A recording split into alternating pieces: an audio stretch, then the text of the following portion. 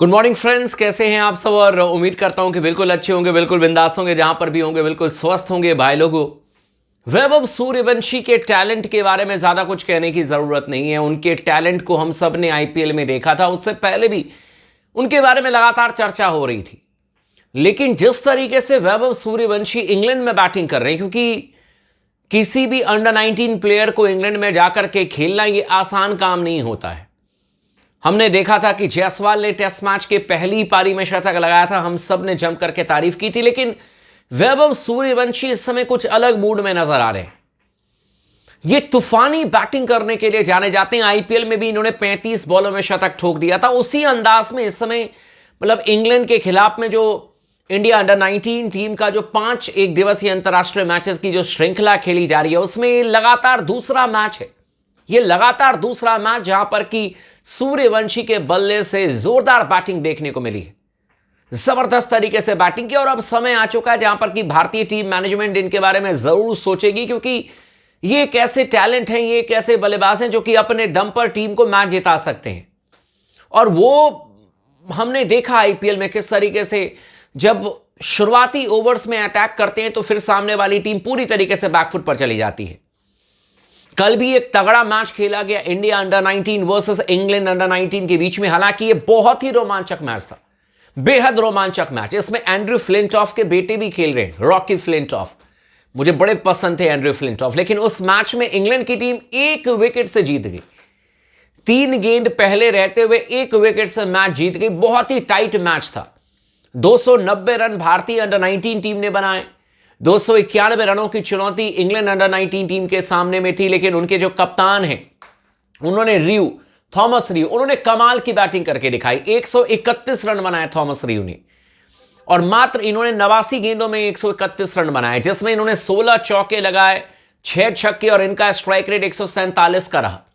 लेकिन चर्चा हम करेंगे वैभव सूर्यवंशी को लेकर के। चैनल को अगर आप लोगों ने सब्सक्राइब नहीं किया तो जरूर कर लीजिएगा। इस वीडियो को आखिरी तक जरूर देखिएगा ताकि पूरी डिटेल में इंफॉर्मेशन मिल जाए। भारत और इंग्लैंड के बीच में टेस्ट मैचेस पर भी चर्चा करेंगे। और अपना प्यार बना करके रखें। लगातार चैनल को जरूर सब्सक्राइब कर लीजिए जिन्होंने अब तक नहीं किया मेरे दोस्तों। वैभव सूर्यवंशी ओपनिंग करने के लिए आप सोचिए कि आयुष महात्रे उनके साथ में थे। आयुष महात्रे मैच की पहली गेंद पर आउट हो जाते, खाता नहीं खोलते, आयुष महात्रे आउट हो जाते। वो भी 17 साल के युवा बल्लेबाज हैं। पिछले मैच में उन्होंने ठीक ठाक बल्लेबाजी की थी, लेकिन इस मैच में उनका बल्ला बिल्कुल भी नहीं चला। वो खाता नहीं खोल पाए, आउट हो गए। लेकिन सूर्यवंशी टिके रहे और इन्होंने कुल मिलाकर के 45 रन बनाए। वैभव सूर्यवंशी ने 34 गेंदों में 45 रनों का इन्होंने जोरदार पारी खेल करके दिखाए, जिसमें इन्होंने 5 चौके लगाए, 3 गगनचुंबी छक्के जो स्टेडियम के पार, और 132.35 की स्ट्राइक रेट से वैभव सूर्यवंशी ने रन बना करके दिखाए। अब यहां पर एक चीज है जो कि स्पोर्ट्स टॉक को लगता है इस पर चर्चा होनी चाहिए, और इस पर जो अंडर 19 के हमारे कोच हैं उनको भी जरूर बातचीत करनी चाहिए वैभव सूर्यवंशी से। जब ये स्टार्ट इतनी जबरदस्त तरीके से हासिल कर लेते हैं, पिछले मैच में इन्होंने 49 रन बनाए थे, लेकिन इनको थॉमस रियू की तरह अपने 49 रन को 149 में तब्दील करने की जरूरत है, एक बड़े स्कोर में तब्दील करने की जरूरत है वैभव सूर्यवंशी को। कल भी देखो तो उन्होंने कमाल की बैटिंग की, 45 रन बनाए, लगा कि एकदम फोड़ फाड़ देंगे, लेकिन अंत में जाकर के 45 रन बना करके आउट हो गए।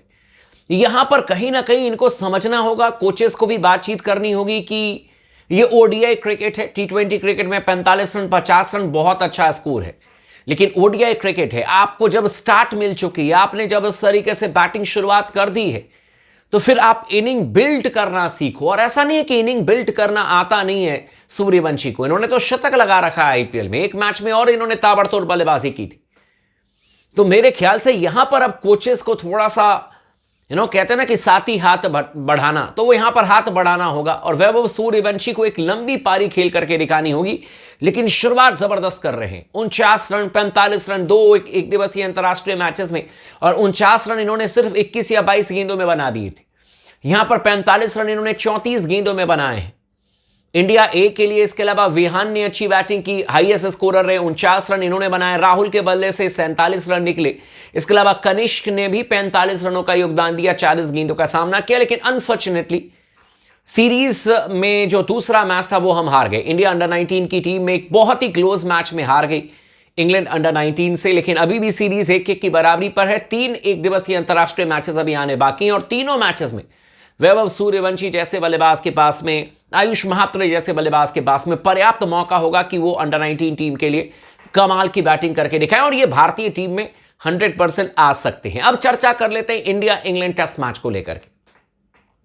और कई सारे लोगों के मन में यह भी सवाल होगा कि अगर वैभव सूर्यवंशी आएंगे तो क्या उनको इंग्लैंड में भारतीय टीम में बुला लिया जाएगा। देखिए, टेस्ट मैच का अभी सवाल नहीं है, मैं आपको यह भी बता दूं, टेस्ट मैचेस में सूर्यवंशी को अभी नहीं कॉल आने वाला है। सूर्यवंशी या तो T20 फॉर्मेट खेलेंगे भारत के लिए या फिर ODI फॉर्मेट खेलेंगे, व्हाइट बॉल फॉर्मेट खेलेंगे। सूर्यवंशी इस समय भारतीय टीम के लिए टेस्ट मैचेस तो नहीं खेलेंगे, तो आपको यह समझना होगा। और हां, T20 फॉर्मेट में इनकी जगह बन सकती है आने वाले समय में, अगर मान करके चलें कि कंसिस्टेंसी से परफॉर्मेंस करते रहें, युवा खिलाड़ी हैं, अच्छे फील्डर भी हैं, बढ़िया रन बना रहे हैं, तो हो सकता है कि भविष्य में बहुत जल्दी इनको आप भारतीय टीम में खेलते हुए देखोगे, ये पॉसिबिलिटी है। लेकिन भारतीय टीम इस समय लगातार इंग्लैंड के खिलाफ में जो दूसरा टेस्ट मैच है जिसकी शुरुआत कल से होगी, उसमें लगातार अभ्यास कर रही है, लगातार भारतीय टीम पसीने बहाते हुए नजर आ रही है। कल रायन डिस्काटे जो कि भारतीय टीम के असिस्टेंट कोच है, उनका इंटरव्यू भी आया था, मतलब प्रेस कॉन्फ्रेंस उन्होंने किया था। जसप्रीत बुमराह को लेकर के ही सबसे पहले सवाल दाग दिया गया, जिसके जवाब में उन्होंने ये बात कह दी कि जसप्रीत बुमराह तो पूरी तरीके से फिट है, सिलेक्शन के लिए अवेलेबल हैं, लेकिन आखिरी कॉल जो है वो हम मैच के समय ही लेंगे। यानी कि एक तरीके से कहीं ना कहीं आप देखोगे तो इंग्लैंड को परेशान करने की भी कोशिश है इनडायरेक्टली। इंग्लैंड की टीम में ये जरूर क्वेश्चन मार्क रहेगा कि क्या बुमराह खेलेंगे, नहीं खेलेंगे। बुमराह अगर खेलेंगे तो फिर क्या स्ट्रैटेजी बनाई जाएगी, नहीं खेलेंगे तो फिर क्या स्ट्रैटेजी बनाई जाएगी। भारतीय टीम को तो पता ही होगा कि खेलेंगे कि नहीं खेलेंगे। मैं तो अभी भी कह रहा हूं कि जसप्रीत बुमराह को खेल लेना चाहिए। ठीक ठाक गैप था यार, आज ही के दिन आपका पहला टेस्ट मैच खत्म हुआ था, ट्यूसडे के दिन, आप लोगों को याद होगा।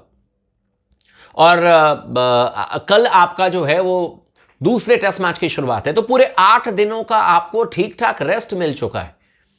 और 8 दिनों के रेस्ट में मुझे लगता है कि जसप्रीत बुमराह पूरी तरीके से रिकवर कर चुके होंगे। ऐसा नहीं है कि जसप्रीत बुमराह ने रिकवरी नहीं की। और इसी के बेस पर असिस्टेंट कोच का यह बयान भी आया कि वो कम से कम सिलेक्शन के लिए अवेलेबल है, बाकी हम सब मिलकर के कॉल लेंगे, देखेंगे आने वाले समय में कि जसप्रीत बुमराह को हम खिलाएं नहीं खिलाएं। अगर खेलेंगे तो फिर मतलब कितना फायदा भारतीय टीम को मिलेगा, अगर खेलते हैं तो क्या वाकई में इसकी भी संभावना है कि वो इंजर्ड हो जाएंगे। इन तमाम चीज़ों पर चर्चा होगी, लेकिन मेरे ख्याल से बुमराह को खेलना चाहिए।